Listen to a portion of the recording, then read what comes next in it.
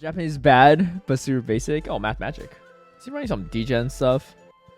Okay. Not really, I guess. Alright. I'll take the catch. Please tell me it's a wild charge. That'd be nice. 1, 2, 3. Wait, what? Was he running Magnezone double charm? Why would he bring a Charmer into a G-Fizz one? Oh, what? What? Oh my gosh, he is running friggin' Magnezone double charm here. GG's.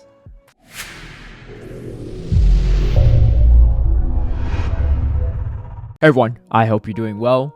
We are in the rotation where there are XLs available in all the leagues, and that does apply to Ultra League Premier these days. And even though Charizard is not an XL Pokemon, I expect to see a lot of it. So I brought one of the few things that is a hard counter Charizard that does not need to shield any moves.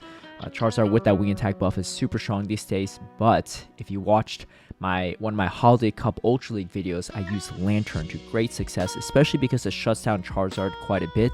The team I ran was a Shadow Gallade with a Galarian Stunfisk and a Lantern. I did best buddy my Galarian Stunfisk mainly because I didn't want to lose CMP in the mirror matchup, and also Lantern, beats Charizard pretty handily even without the buddy boost, so you don't really need it onto Lantern. I'd much rather have it on the Galarian Stunfisk. Now, this team looks super weak to Trevenant, but let me tell you, there's a lot of play into Trevenant, especially Trevenant in the lead. And I would say I've won the majority of my Trevenant lead matchups, so I'll break it down why. And of course, if you don't have a Shadow Gallade, a non-Shadow Gallade is still very viable. The Shadow confusions do really add up against things like Charizard and Dragonite, but at the same time, having a little bit more bulk allows you to tank some more moves and not need to shield pretty much everything. Before we get into the battles, a big shout out and thank you to all my patrons who've been supporting my content creation. If you would also like to have early access to my strategies and lineups, or see behind the scenes footage of my battles, feel free to sign up in the Patreon link down below.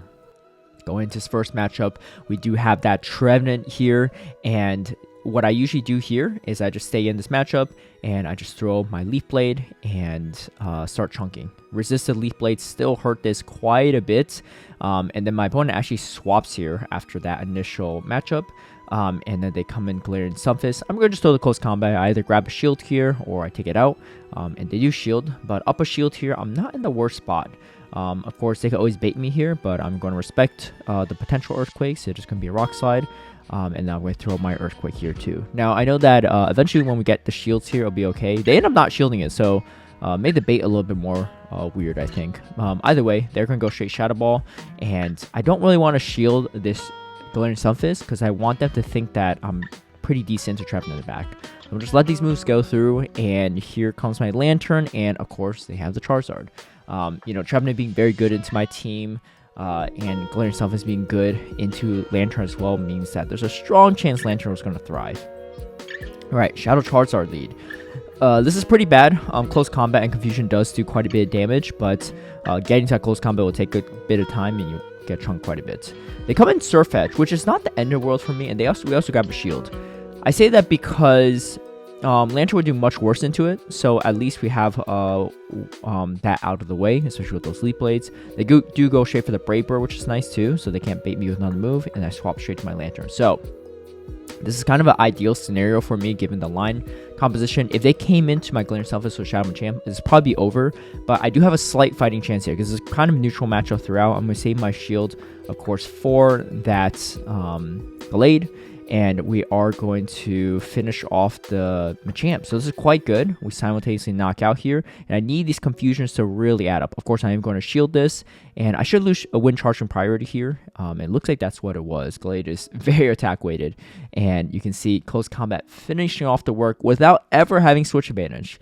But that just really goes to show how strong Gallade is, especially Shadow variant with energy lead. And all my charge moves are resisted, but even then. Alright, we get Obstagoon here. Obstagoon's a little rough for me because not only can it beat the Galarian Stunfisk, it also has a lot of play into that Gallade because they're resisting all those confusions. I am going to throw another Earthquake here, and I should be able to tank the Cross Chop. Yep, I do. And again, I don't know if I tank it without the best buddy boost, but another good reason to have it, right? Especially because you're using it as a safe swap so many times, and you could often force shields against opponents when you're safe swapping it. Alright, so I'm going to throw this Leaf Blade right away because I don't really want to have to spend a shield here, and I'm going to try to sweep with a 2-to-1 shield advantage. It's not great because I am running Spark, so it is kind of is resisted against the Gliscor, but the Surfs are still super effective, and so they tank 1. And again, here's the thing, like if it's Earthquake, I just lose. I'm just going to risk it, and it's going to be a nice slash. Most people bait there anyway. I'm going to shield the next one though, because it could be an Earthquake. Ends up being a nice slash. And we CMP here. If they shield this, that's going to tell me a lot. They didn't shield it, but they still have a Poliwrath in back. So this is still kind of nice for me. I'm going to go straight for the Thunderbolt here. They go Dynamo Punch. I knew that I would survive it because I still have the Glade in the back. So if I grab their shield here, perfect. And then I can go straight for the Leaf Blade and finish them off. And so yeah, having that 2-to-1 shield advantage is very crucial for that Lantern. Oh, what's up, girl? Alright.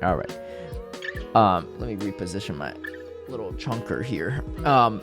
Scrafty, this is kind of a weird one because you're doing resist confusions, but the Leap Blades definitely do add up. Close combat obviously will do a lot, but I never really go for close combat in most situations. I actually swap out here. Typically speaking, I wouldn't really recommend a safe swap Lantern in case they have a Trevenant in the back, but I figured there's probably a good chance they don't. Maybe they have like double poison, as we can see here is a Nidoqueen. They go straight for the Earth Power, and you know, since the nerf to Nidoqueen, it's been a little bit more manageable to deal with, so that's always nice. And then we go for another Surf here. So we either win switch or grab their last shield. Either is kind of fine with me, and they do shield, which is perfect. Shields down, Galarian Stunfisk is very, very strong. So that's exactly what I'm going to do here. And then they come in with the Scrafty, and I just need to watch out for a potential catch. I feel like they have something that's weak to this. Likely it's going to be a Flyer at that point, right? A Flyer or maybe Ice type. So I need to watch out for them potentially catching an Earthquake. And here comes a Charizard. So, like expected, they're trying to catch a move here. And I swapped to my Glade here to do a little bit extra damage here because I knew I couldn't really get a move against the Scrafty, right? And then I'm going to throw one more Mud Shot and get this Rock Slide off. It's going to be down to the wire for sure. And then they get a move off. Now, if this is foul play, I definitely lose. But super close is a Power Punch. We get off the Rock Slide. Again, best buddy, your Galarian Stunfisk. It is definitely the better option here. As you can see, I survived with just a sliver of health there. All right. Swampert here. Shadow Swampert.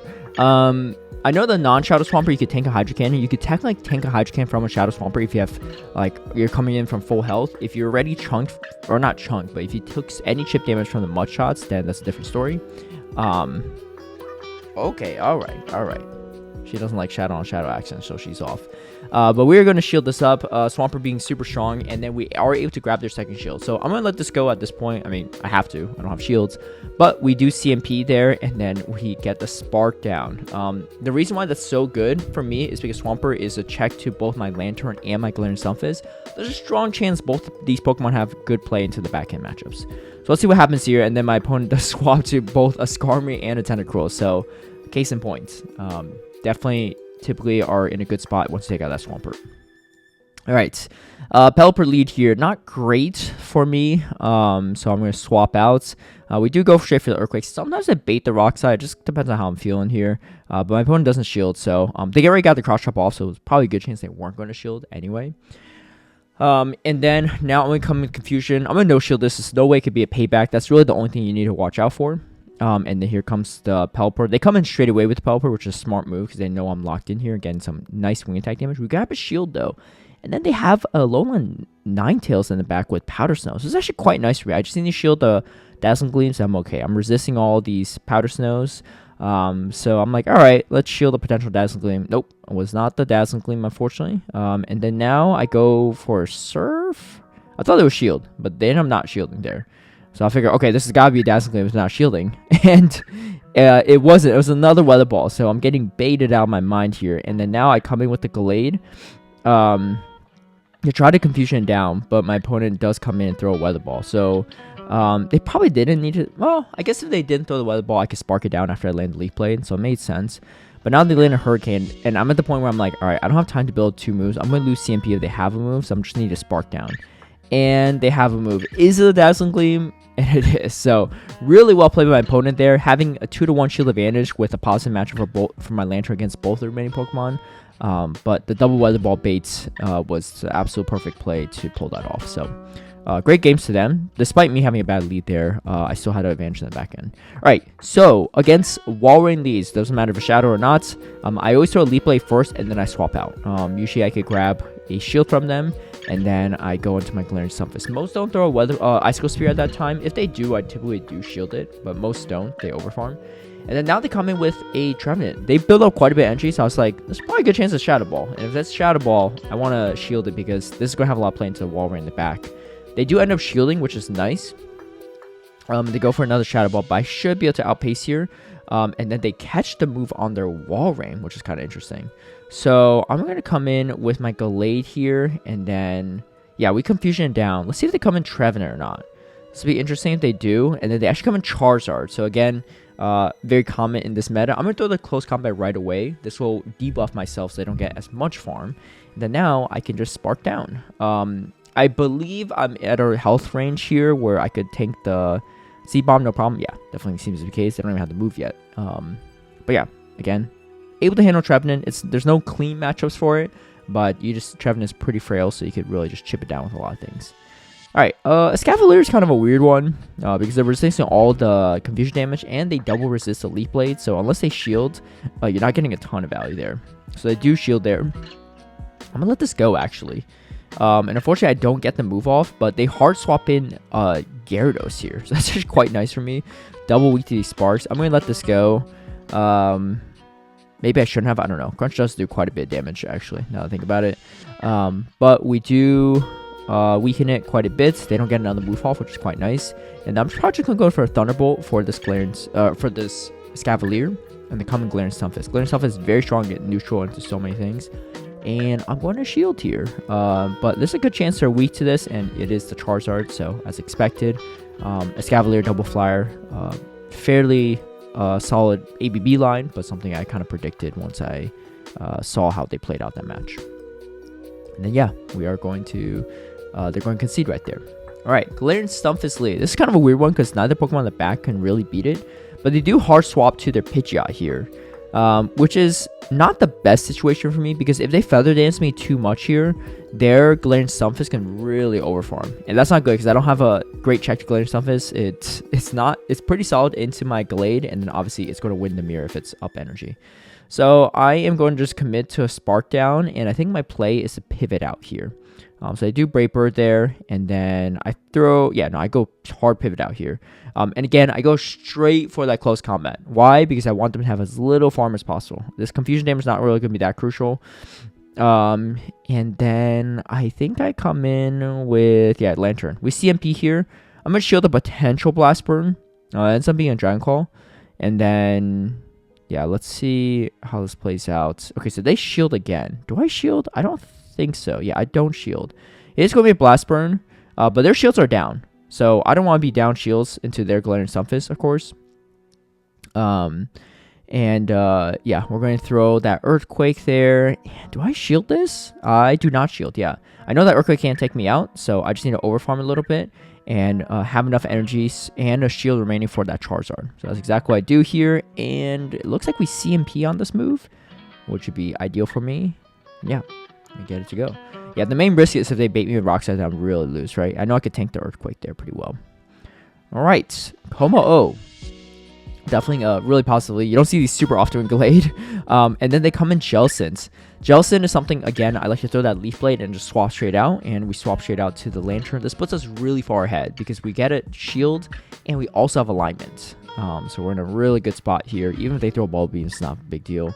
It'll debuff you, but they can't flip the matchup either way, especially down a shield. So this is fine. I'm going to let him hit me with another Shadow Ball and just Spark all the way down. I mean, this gives them minimal farm. So they don't have switch advantage. They're down a shield. They have like very little energy on this Kommo-o as well. Puts me in a really good spot. Of course, they could always have some core breakers in the back.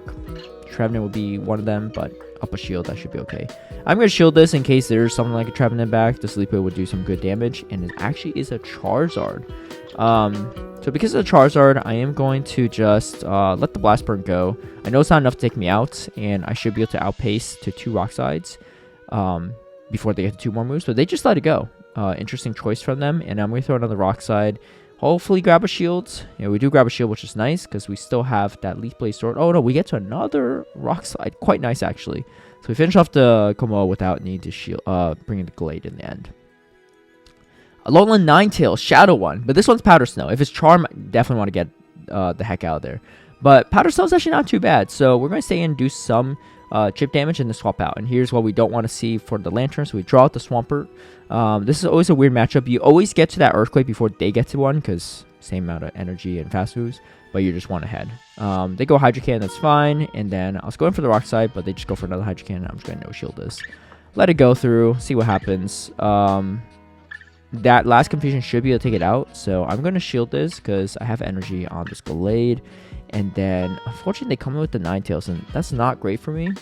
And then they actually come in with the Gel Set. The problem is I'm down a shield here, so it's a little trickier. Maybe if I was able to throw the Leaf Blade. But we do CMP on that Shadow Ball here. Let's see if they shield. No, they're choosing not to shield here. What do I do here? Yeah, I go for Surf here. Because I think I lose. We CMP there, or we're close. Yeah, so they throw the roof. So I knew I couldn't get to the Thunderbolt in time. So that's why I went for that. And then now we get a Confusion through. Can we get... No, unfortunately not. I was going to say, can we get the 2 Leaf Blades? But they are quick to the side track. They have a lot of energy. So GG's there. Yeah, Powder Snow Alolan Ninetales is kind of interesting. The Charm versions, I don't know if it's better or not. But you at least... it's a little bit slower on that energy charging aspect to it. Alright, Samurott. As you can see, these confusions are really adding up here. I'm gonna just double shield this and see what they do here as well. I don't really want to see Galarian Stunfisk on this, but my Lantern has quite a bit of play. They actually come in with Mandibuzz, so they're going to catch a move here, and I'm going to return with a catch here after building up to another Leaf Blade, and we catch an Aerial Ace, which is quite nice. Now, Mandibuzz is actually nothing to scoff at, especially with Galarian Stunfisk if they're running Snarl. It's kind of like Noctowl into Galarian Stunfisk in Open Great League, where the Noctowl still has a lot of play because the Mudshots are quite resistant. Except Mandibuzz is even bulkier in Ultra League, and yeah, it could actually win against Galarian Stunfisk if they're up energy. This one's running Dark Pulse too, which does even more damage to me. As you can see, I'm quite low here, and they go for another move here. I'm not shielding. Well, I don't have shield, so there's that. But look how low my health is, right? If they shield this, they could definitely win switch. But they choose to let it go, and for good reason, I guess. And then this is going to be interesting. So I have the Samurotts. I have the Lantern for the Samurott, but I really don't want to get hit by Play Roughs or Brutal Swing. Even Brutal Swing for neutral will do quite a bit, and Super Effective Fairy Winds will add up, despite not doing a ton of damage. Yeah, so this is going to be an interesting one. I'm just relying on Lantern's bulk here to kind of carry me through. Mainly because even if they try to catch a Thunderbolt on their Samurott, that's fine. It'll be able to take it out. And I'm just going to stay in here, see if I get to another move. They throw their energy, so that's quite nice for me. And then I'm going to start throwing some confusions here, and it looks like they're trying to catch. I get another extra confusion before throwing this. Maybe I could have done one more. I don't know. But we are able to confusion down and finish off the Galarian Weezing. I hope you enjoyed the battles, and for those that have invested in Lantern in the past for Ultra League, this thing is still a beast and it's still going to be really relevant, so definitely a good one to find 100% IV one to use for future Ultra League rotations as well. Thank you all for watching. If you liked this video, feel free to give it a like and share, subscribe for future content, hit that notification bell to get alerted right when I post a new video, and I'll catch you all next time. Bye.